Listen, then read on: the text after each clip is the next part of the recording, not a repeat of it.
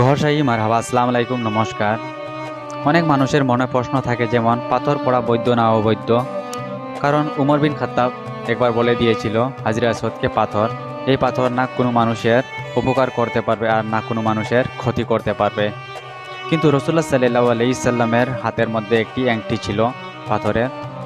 আর অনেক সুফিরাও পাথর পড়তেন, কারণ এই পাথর মাঝে বরকত আছে, অর্থাৎ কিছু পাথরগুলা আল্লাহ তাআলার জিকির করে। আর 5,000 পর্যন্ত পাথর আছে যেমন জিকির করে। তাই আগের একটি শর্ত ছিল রসুল্লাহ সাল্লাল্লাহু আলাইহি সাল্লামের, ফকিরের মধ্যে যদি আসতে হয় তাহলে কিন্তু প্রত্যেক দিনে মানুষ 72,000 জিকির করতে হবে।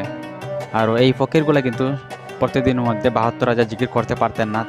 তাই এই 5,000 জিকির করা পাথরগুলো পড়ে নিত আর বাকি জিকিরগুলো নিজে করে নিত। এগুলো নিয়ে সম্পূর্ণভাবে আলোচনা করেছেন এবং বুঝিয়ে দিয়েছেন সুফি মাস্টার ইউনুস আল গওহর। ডিসক্রিপশন লিঙ্কে ক্লিক করুন, আল্লাহ টিভিকে ফলো করুন ভিডিও দেখার জন্য। ধন্যবাদ।